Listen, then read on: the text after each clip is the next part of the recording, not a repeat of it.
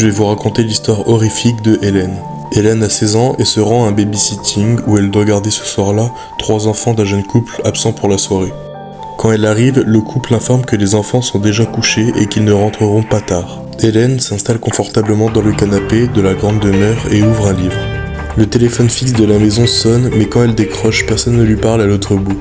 Au bout de quelques minutes, le téléphone ressonne à nouveau, et cette fois, une voix glaçante lui répond. « Es-tu allé voir les enfants ?» Puis plus rien.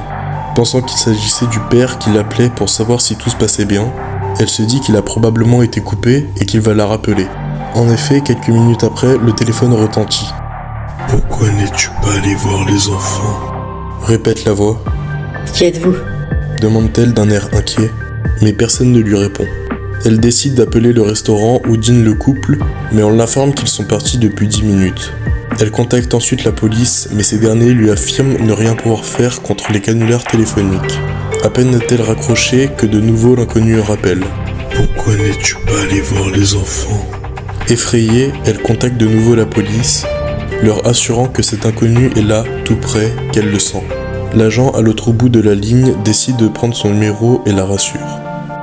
Hélène éteint la lumière du salon et s'enferme dans la cuisine.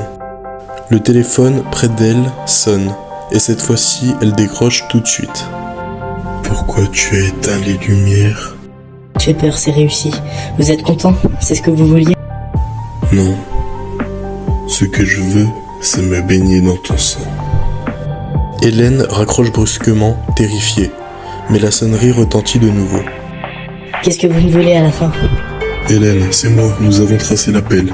Il faut que tu sors tout de suite. L'appel vient d'une des pièces de la maison. Sors immédiatement. » Elle se rue vers la porte et commence à la déverrouiller.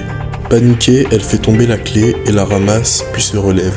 Elle entend un bruit dans son dos et voit alors une porte s'ouvrir en haut des escaliers.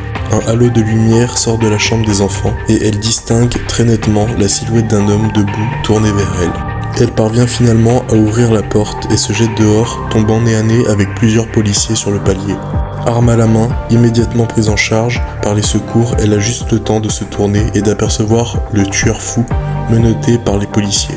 L'homme est recouvert de sang, celui des 3 enfants de la famille Stuart.